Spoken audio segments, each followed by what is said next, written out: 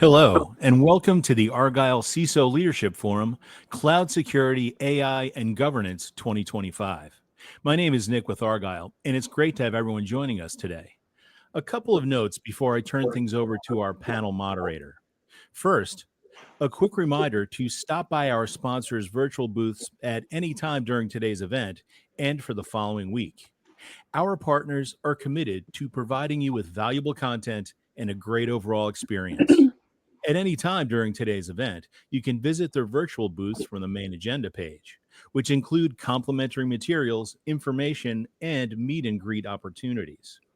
Throughout today's event, you will also have the opportunity to win one of several prizes. So be sure to check out the prizes and raffle rules tab of the interface to see how you can earn points. To ask questions throughout the session, simply type into the Q&A chat and we will address your questions at the end of the session.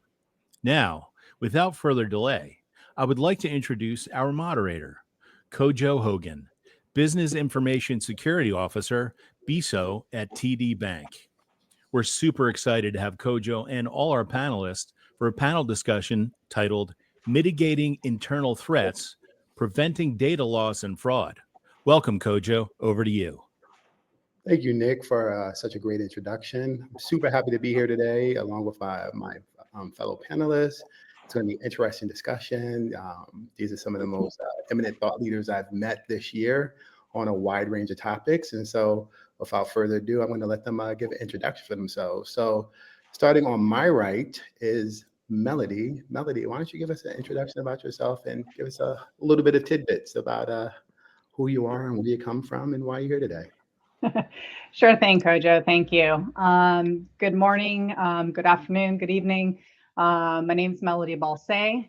I'm the CEO of WGI. I have over 25 plus years working really at the intersection of cybersecurity and risk management. This has primarily been within critical infrastructure, covering defense, intel, health, IT, energy, most recently financial services. So many sectors across critical infrastructure. Really happy to be here with you today. Amazing. We're so glad to have you today, Melody. And so up next directly next to Melody is Scott Giordano. Scott, can you please give us an introduction? Sure. Thank you for having me on. Scott Giordano. I'm a cybersecurity, privacy, and AI attorney. I've been practicing law for about 25 years. I was the general counsel at a tech firm called Spirion, which is a privacy tech firm. And now I am a partner in a law firm called the CISO Law Firm. We represent CISOs and security team leaders, and I'm very pleased to be here today. Amazing, Scott. Thanks for attending and thanks for participating. And last but certainly not least, a man who needs no introduction, Mr. Tommy Gardner. Just go ahead and give us a little bit about yourself.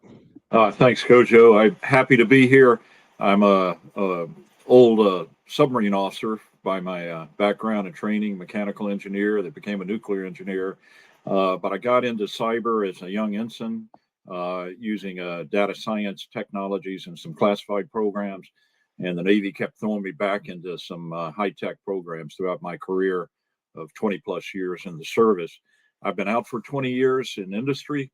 Last 8 years, I've been at HP in their federal division as their chief technology officer and focusing in all the high-tech gear that we have and hardware for HP Inc., the workstations, laptops, printers, and 3D printers primarily.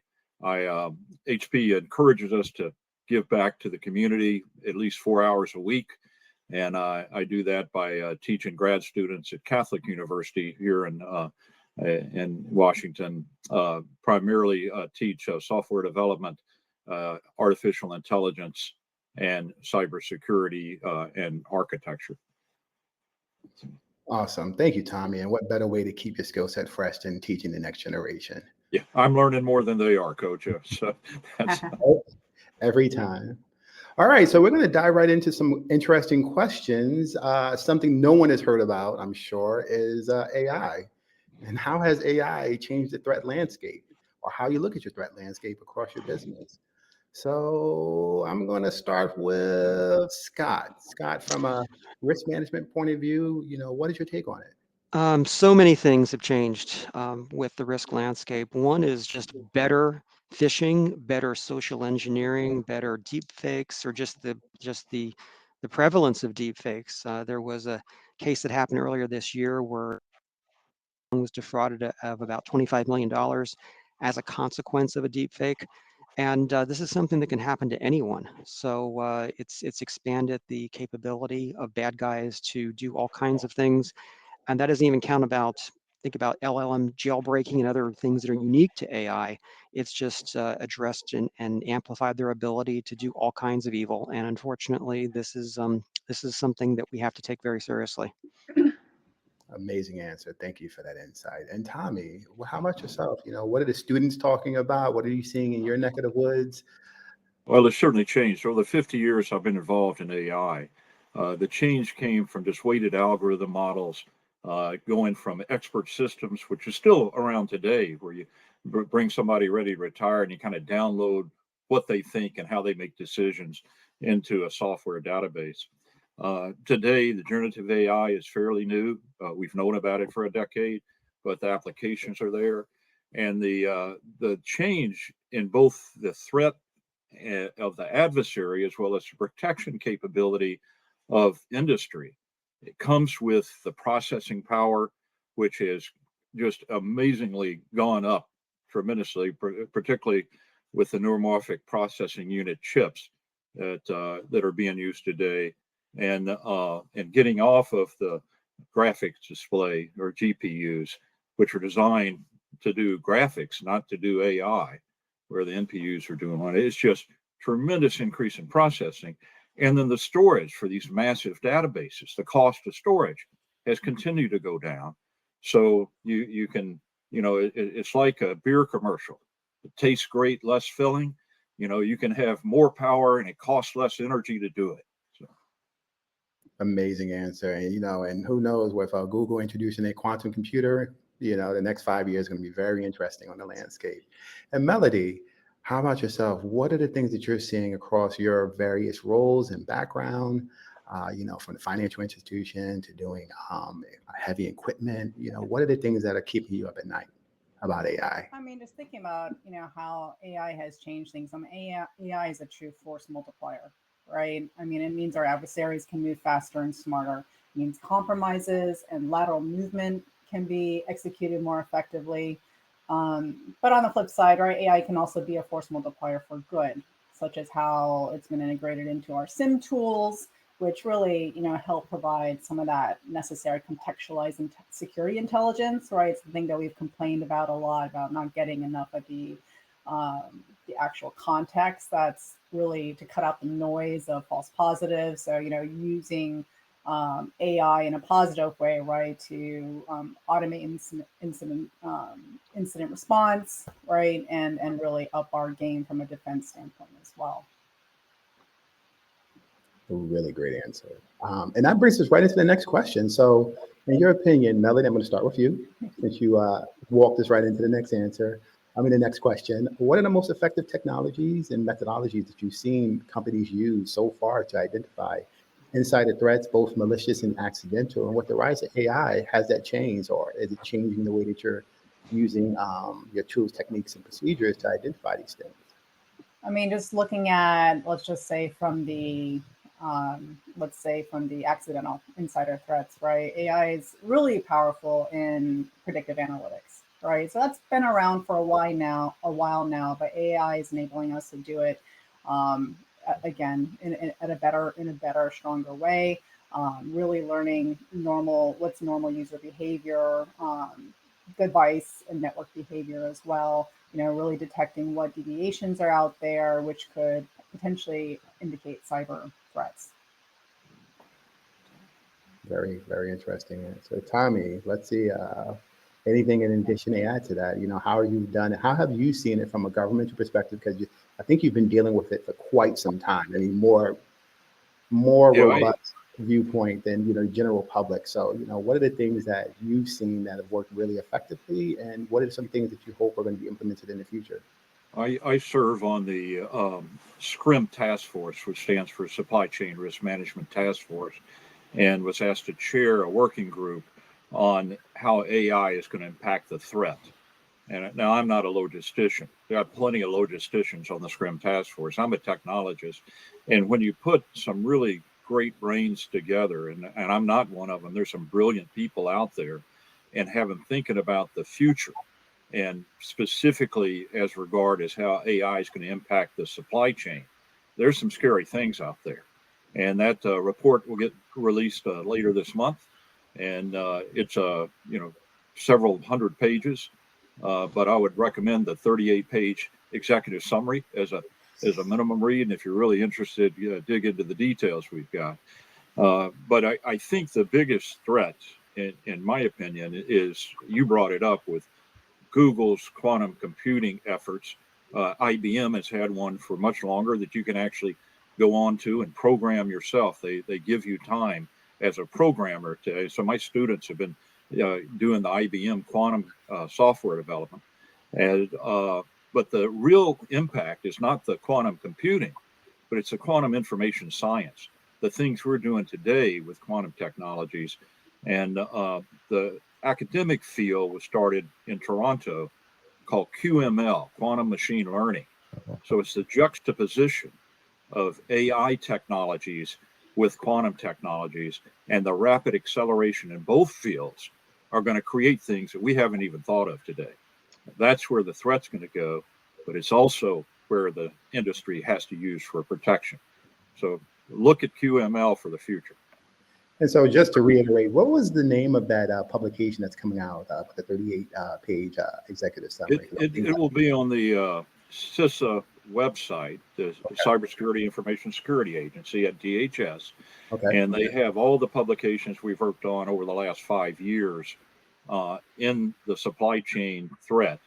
And it's under Scrum Task Force, SCRM. It was directed by Congress 5 years ago. And they brought 20 people from government, 20 people from the IT industry, and 20 people from the communication industry together to collaborate on this. And it's been just one item after another that kind of wakes you up to a broader field from different perspectives. So ICT is very similar, but there's difference between the way we communicate and the way we process data. Amazing. Thank you for that information, Tommy. And Scott, from a professional liability standpoint, have your clientele, have they come to you and said, hey, this AI thing is scaring me. I need more coverage. I need to, what am I at risk from a legal perspective? How can we as information security professionals protect ourselves from the onslaught of the deluge of threats and risks that are going to come out of this AI thing? Well, for me, what's old is new again. So when I was general counsel at Spirion, one of the things I would do is ask employees, what are you doing with AI? How are you engaging with AI? What's just in your daily duties? Also asking contractors. Contractors are far and away, and I think this is true for any SaaS company, your contractors are your biggest insight. Have so little control about what they're doing, where they're dumping your code stack into, and what's coming out of it as a consequence. You may have all kinds of things that are now in that stack that you have no control over. You have no idea what bugs have been introduced. So asking those questions, especially of contractors, and having to be a bit persistent in finding out what they're doing. Sometimes they may be reluctant to share that with you, but help asking them to understand that this is helping the company function better because you're getting a better idea of where code is going into and who's looking at it, and the integrity of that. That for me was paramount, and that's simply a function of asking questions and sometimes maybe being a bit persistent. Awesome. And I think it's such a unique perspective, you having an information security background as well as the legal, and you bring that bit of business sense, that folksy business, and say, hey, let's get down to brass tacks. So, great perspective from everybody. Melody, it looks like you want to add something. Oh, I was just going to say, Scott, introduced kind of that other perspective, right? It's not just about, how AI is being used as by our adversaries and how we can move forward that way, but it's the business as well, right? How is a business using AI? Are they actually ready for using it, right? Because developing the appropriate governance for using AI is really critical just to ensure firm-wide AI uses doesn't become unwieldy, right, and unmanageable, and creating more risk to the organization. And that's something that I think a lot of organizations are starting to struggle with now, as there's more pressure on the business to adopt these new tools and really improve value for the organizations they're serving. That is a very, very good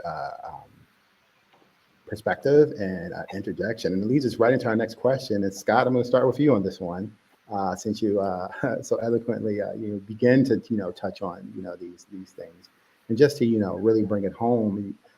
In your opinion, how can organizations build a really solid cyber risk program with a foundation based on both legal and technical risk? Sometimes we look at the technical, but the legal risk is left out. Well, I'm going to probably mention something that I think many of us have not considered, but going to the board and getting the board's engagement on this. I think many of us are surprised that the SEC has asked publicly traded companies now to really incorporate cybersecurity knowledge at the board level, or at least at the management level at the very least, but also informing the board.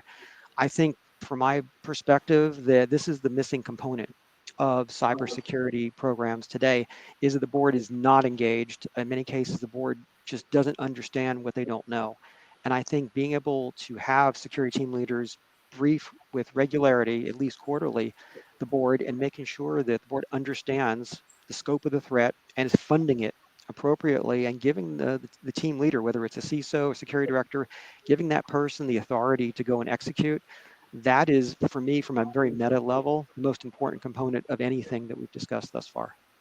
Amazing. And Tommy, I'm going to pick on you a little bit now, because you have a diverse perspective coming from private, governmental, and educational institutional background.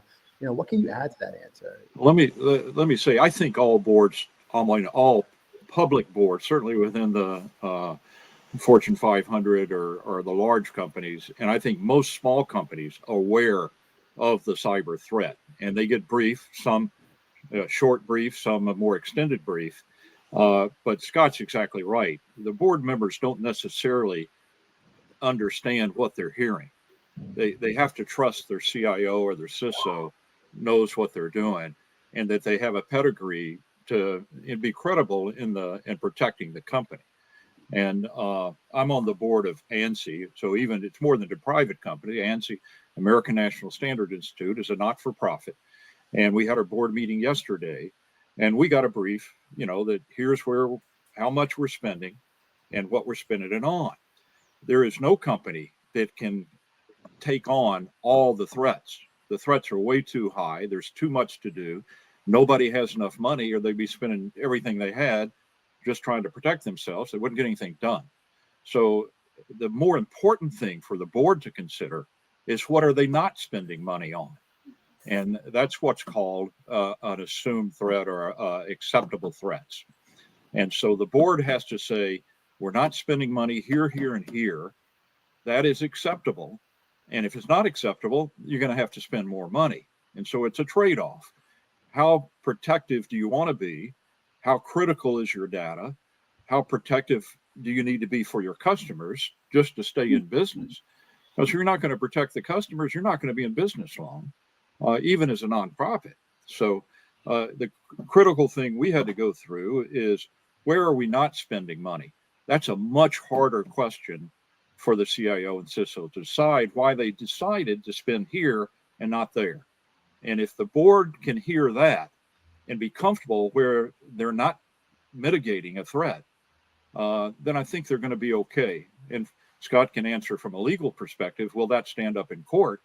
But certainly the judicial system can't expect you to spend against every possible threat. You've got to spend where the risk is the highest and the consequences the greatest. Amazing. If I could jump in, Tommy, I think you make a really good point, right? And describe a very mature risk management approach, right? And I think at the end of the day, right, knowing what you're going to accept is, I agree with that completely, is kind of your path to be able to really narrow down your scope in order to focus on the things that matter to you as an organization.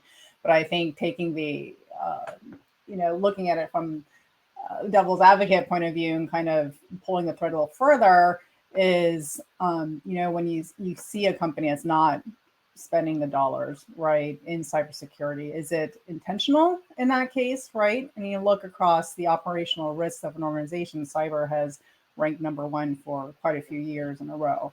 So, you have to wonder sometimes, right, are those, is the board, is the board aware, right, of exactly the risk? And that risk conversation is difficult, right? And I think a lot of organizations struggle with that communication, especially at the board level.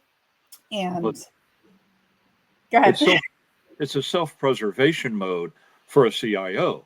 Now, I've talked to every CIO in every one of the states and many of them in government, not all of them, and they all have the same problem. For the state priorities, cyber risk is a CIO's number one problem. And he's presenting to the governor, who may or may not understand cyber in different states at different levels. They're more political oriented than technical oriented in general. And they have to explain, here's where we're spending the money and here's my recommendation. And I encourage them, tell them where you're not spending money. So if you get hit by something you didn't expect and you hadn't spent any money to protect against that, then you can tell the governor, well, I briefed you, this is not something we've covered. We'll cover it next year. But they don't get fired because they didn't foresee the future correctly. They said we agreed we would accept this risk. And then but the federal and state process is really no different than the industry process. It's the same process. You've got to explain to your boss, here's the decisions I've made as CIO of where to spend money and where we'll just accept the risk. Yeah, I think that's a really interesting perspective, and especially doing board briefs and budgeting is saying, hey, we tend to only talk about what we want to spend the money on, but leaving out the part of like, okay, so you're giving me this budget and, the funds aren't unlimited. So there's some things that I'm not going to be able to cover. So these are the things that I also think are just as important, but I have to prioritize, and in prioritizing these things are not able to. Well, many of them come back and say, after I explained to the governor where we're not spending money, he says, we can't do that. You need more money. And so it really gets the priority set right when you have full information, and you're not just talking about, well, you only gave me so much. It's your fault that we got hacked because I only had so much money. No, you're making the decision collaboratively with the board, with the head chairman, and it makes things go easier if problems happen, and they will happen. Something's going to come up. Yeah, I've never thought about it that way, and that's why I love coming to these events, because it gives you a very unique perspective. And so, Melody, as a CEO, you have had experience in presenting to a board and saying this is the budget and cyber. What are some tips and tricks that you've used to make sure that you've had your programs fully funded and that things were going to go in the way that you wanted it to go? I would say when it comes to funding, like what one thing that's critical is do it early, right? I mean, budget cycles are predictable, right? Don't wait until the meeting's been announced, right? Do your homework, start your budget and your needs early, right? And if you can come to the table prepared, you're probably going to be 3 steps ahead of the other guys, because at the end of the day, right, budget is fixed. If you have, you're 2 or 3 steps ahead because you've done your homework in advance, then, you're more likely to get the dollars of the next guy. So be prepared, know what you're going in for and why. And, I think that's been a successful strategy for me in the past. Amazing. So let's switch gears, just a slight change. So we've talked about the board, the people who are far removed from the business, but let's talk about the business itself and the employees and employee education and training. And so in your opinions, what are the best ways of using your employee education to mitigate threats? And has the introduction of AI, deepfakes, phishing attempts, targeted phishing attempts, custom AI psychological attacks, have changed your approach to the employee education to mitigate these internal threats? And Scott, I'm going to start with you. What are you seeing? Sure. Well, I mean, I'm going to preface this by saying that the best cybersecurity measure ever invented is an alert employee, full stop. Yeah. And Yeah. in my experience, I developed training programs for employee privacy. And I can tell you that the more time you spend on that and the more realistic that training is, the better the results. And I know this for a fact because after we implemented those programs, we did periodic phishing simulations. And we had the little button on the, which I think you probably all have on your email that says this is a fish or what have you, and seeing how often people caught that. It's remarkable how fast they caught on to it and how quickly they were to identify something that was just amiss. And so at the end of the day, having a very robust privacy training, cybersecurity training, AI training program, and having it periodically updated because the bad guys are constantly updating things. It annoys me when companies will do training at, when an employee joins the company and perhaps nothing thereafter. And the problem is that the landscape is constantly shifting and your employee defense is going to be no better than their training. So it really is important. And if you have to spend money disproportionately, you really can't lose with employee training. And so, lightning round, one quick question. What is one key facet of a great employee training program, in your opinion, Scott? I'm going to go around the room and we're going to get everybody's opinion on this one. Most important is realism. Okay, it has to be based upon that have already happened that people can relate to. If it's not realistic, people won't take it seriously. Great answer. All right, Melody, right to you. So, I mean, I think the average person I've read, right, forgets 80% of what they've learned. So, I definitely agree with the realism, making it relevant, but just for the sake of, doing something different. I mean, gamification is huge, right? It's just the psychological aspects that, we all experience with the different apps on our phone. It's the same thing, right? If you can make the program one in which people are motivated to learn and motivated to provide that carrot, not the stick. I think it really makes a difference for, getting retention of the information you're trying to convey. all right, and lightning question for you. What is a key facet of a really good employee education program that you've seen? I think the key factor is the repetition. And Scott and has already mentioned that is you got to do it more than once. We do every year. You have annual cybersecurity training. The federal part of HP gets an extra dose of it, and then the phishing test. We're really not as concerned about that. We have developed software that came out of Cambridge, UK, a professor there that stops ransomware. It just knocks it down, and it uses 1,000 micro virtual machines. So we've had 80 billion attempts to download ransomware and 0 successes to date. Somebody's going to figure out how to beat it, but so far so good.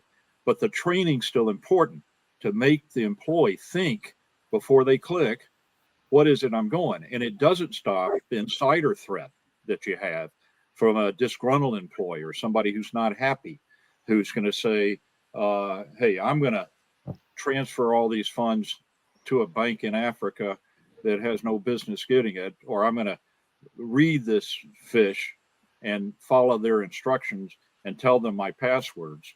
You can't stop that. No amount of software is going to stop a disgruntled employee. And so the trick there is keep your employees happy.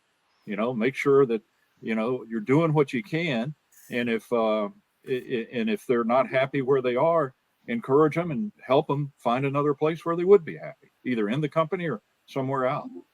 That's the key to successful business, no matter where you are. All right, great session on that question. Really enjoyed that one. So it looks like we have time for one more question and answer session for our panelists, and then we're going to go to the audience and see what questions that they have. So, I'm going to start and say, hey, what's next? And what's next in insider threat detection? What have you guys seen? What are you guys liking?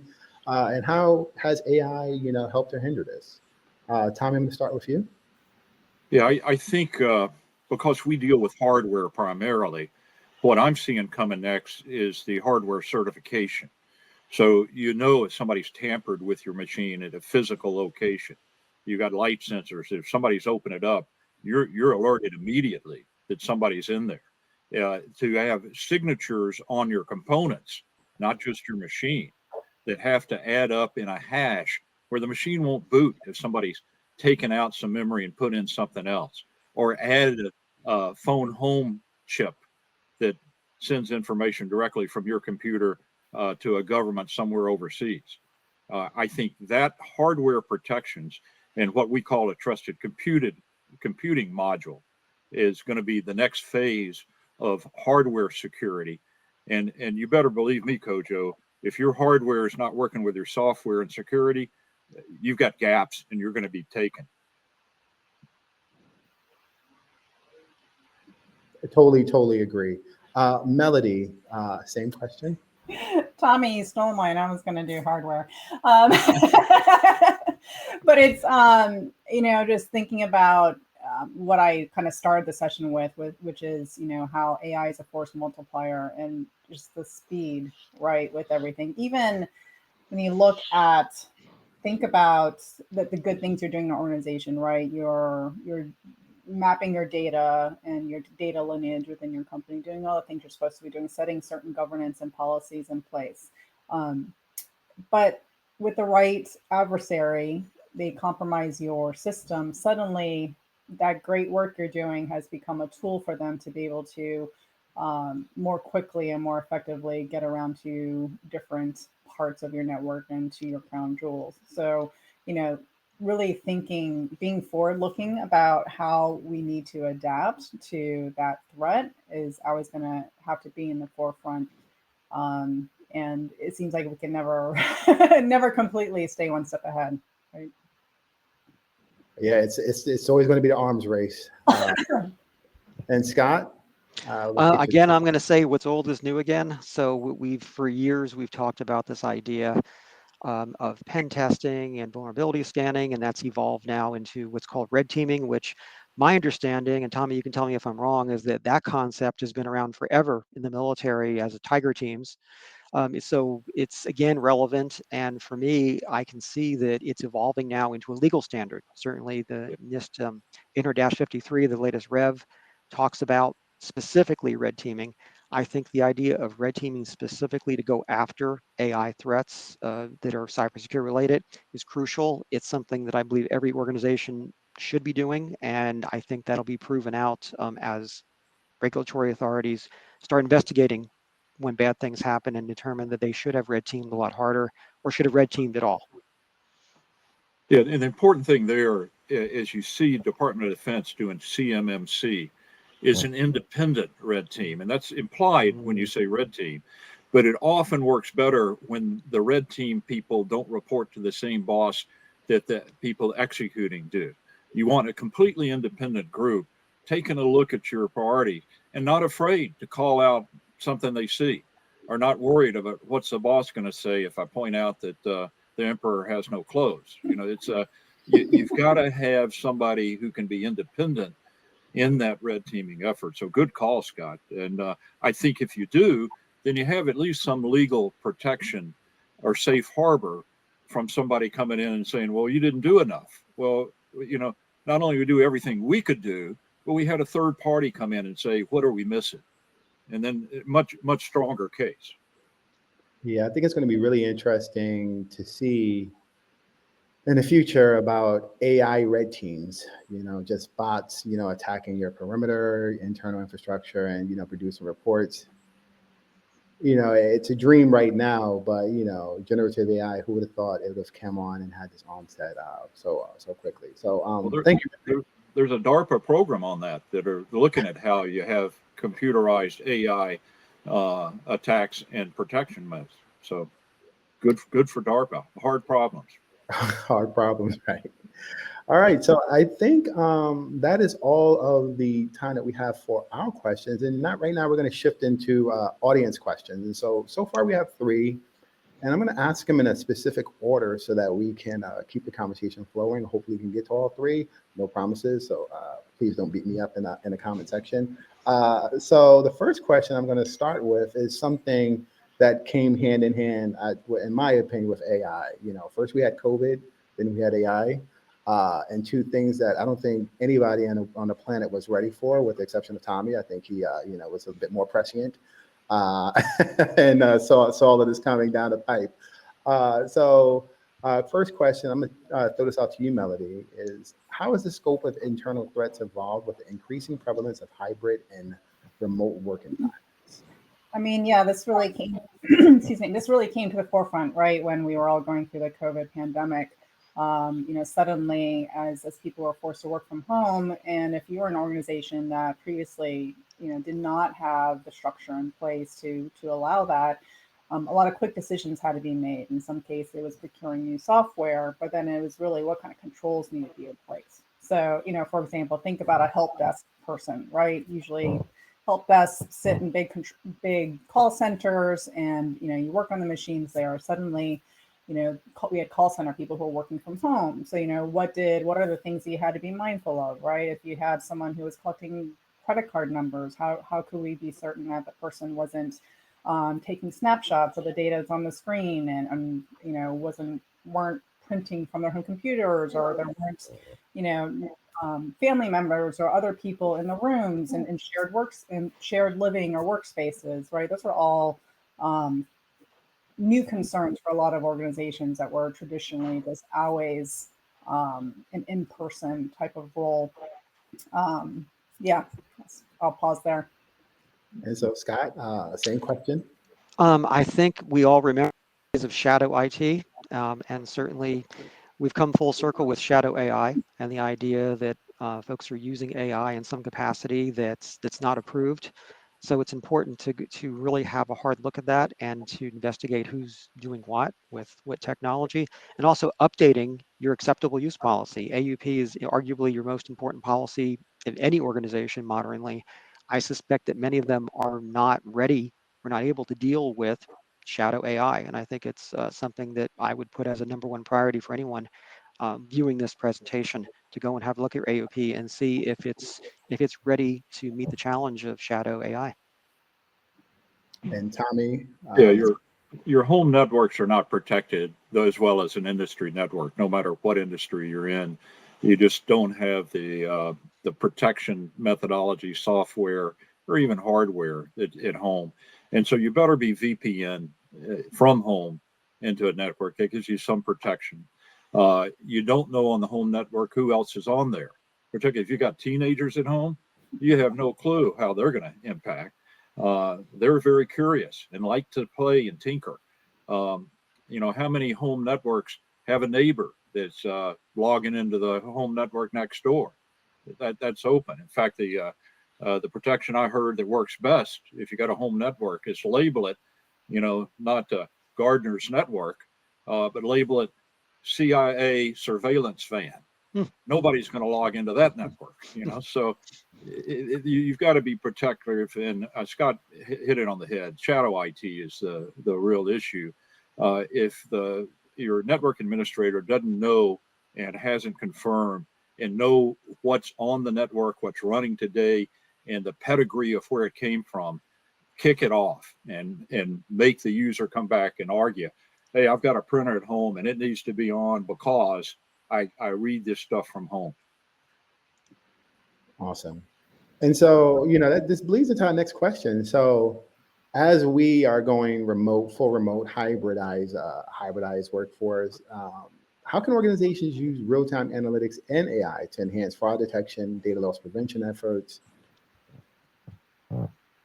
risks and threats coming out of the hackerverse? First thing I teach my students, Kojo, is you've got to think like a hacker. You can't program the first line of code until you've understood how your adversary thinks. And so study certified ethical hacking, study a hacker's notebook, study the books that teach you how to be a hacker, and then you can write better code. And from an insider point of view, AI is a very general topic. There's at least 32 versions. In fact, I was reading last night of almost 40 different versions of AI, depending on how you want to count. And the generative AI is newest, and that's what most people refer to when they talk about it. But the predictive analytics have been around at least 30 years, and I think Melody was right in bringing that out. But when you look at what they can do with that, there's some out of the box or Six Sigma type approaches that will alert you where to look. somebody's up at 2 in the morning doing some hacking or doing some work that normally isn't up at 2 in the morning, and somebody's downloading large files that normally doesn't download large files, something that's out of the norm, that's an alert, and that's things that should be followed up by a human who can look at it from a different point of view than a machine will. All right, and Melody, let's get your take on it. Yeah, I mean, not a whole lot more to add to that, right? It's looking at data loss prevention tools, right? How, are large amounts of data being sent outside the organization? Looking at, not just, is someone online at a different time, but are there data transfers or communication patterns that are out of the norm? Rapid privilege escalations and things of that nature, things that are just not typical, that could suggest that, this is worth looking at, not necessarily indicating that it's malicious, but, look at it to determine, have a set of eyes, right? Human eyes to look at. And Scott? I am very enamored of technologies like UEBA and CM or SIM, however you want to pronounce it, but those don't necessarily protect you if your data is not already classified. And I spent a good chunk with my career working on data classification, having been working in the defense sector. I can tell you that data classification, you really don't have a good idea of what data you have, where it is, where it needs to be most protected, and you wind up, I think, diluting your efforts. So ultimately, before you invest in lots of fancy technology, making sure that your data is properly classified and you understand what you have and where it is and who has access to it is really preliminary. All right, so we have about 3 minutes. What's old is new again, as you said. Truly. Yeah, we have about 3 minutes left. So, just last thoughts from the panel, anything that you want to share, just your take on what's going on in the world of cyber and cyber resiliency and insider threats. Let me throw in a new topic, Kojo. It's cyber ethics. I teach a course at Catholic on cyber ethics. We don't think enough about the ethical use of our cyber tools. And when you look at AI specifically, the problem with ethics and AI is not in the algorithms, that's just math. The problem is in data collection. And as Scott just talked about, your data management, your data tagging, and your collection of data and what data sources you use, they can give you bad results. It goes back to the old saying of garbage in, garbage out, GIGO. If you use bad data, you will get bad results. So the ethical issues are often not in the AI. The cyber ethical issues are in the collection of data. And you need to focus data management techniques and understand where it's coming from and how you're using it if you want to be an ethical company. Right on the money with that one, Tommy. Scott, anything that you want to throw out there? Or Yeah, last thought? one thing I like to introduce or reintroduce is we talked about training earlier, but really when you have tabletop exercises, it's training writ large and inviting your directors to TTXs. I think this is something that's novel. It's something that I've worked on in the past. And once directors get involved in a tabletop exercise that's well designed, think the light bulb goes on as to the severity, the gravity of the potential for this. And I think that is a very good way to shortcut the process of getting funding for whatever you're looking for and to get your directors to understand exactly just how bad things really are out there. It's always a shock to them too, right? I never knew. And so, Melody, to close us out, last thoughts. Just, I would say, kind of, we've had a little bit of a theme of between AI and as well as a discussion on quantum computing, bringing speed, right, as a factor. And I would just say to anticipate, right? Build for the future, not for what you're dealing with today, right? Always think a few steps ahead about what threats you're going to have to be worrying about. So we already know that quantum computing is going to be a complete game changer for us. So what do we need to start talking about now so that our organizations can be prepared later? If you're primarily a US-based organization, one good way to do that is look at what Europe's doing, right? Europe tends to be, the EU's tends to they regulate a lot and they regulate relatively quickly. So look at what's going on there, to have an eye toward, what might be coming down the pike here in the U.S. as well. Well, I just want to say thank you so much. I'm such an information technology fan, and I've got to sit down and talk to three people who have much more experience and really extensive and great perspectives on it. And so that is it for our panel session, and I'm going to turn it back to Nick to close us out. Great. Well, thank you all for such an insightful panel discussion.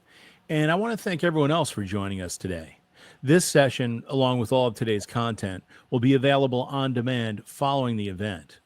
As a reminder, please be sure to check out the prizes and raffle rules section to see how you can earn points for the chance to win one of several prizes.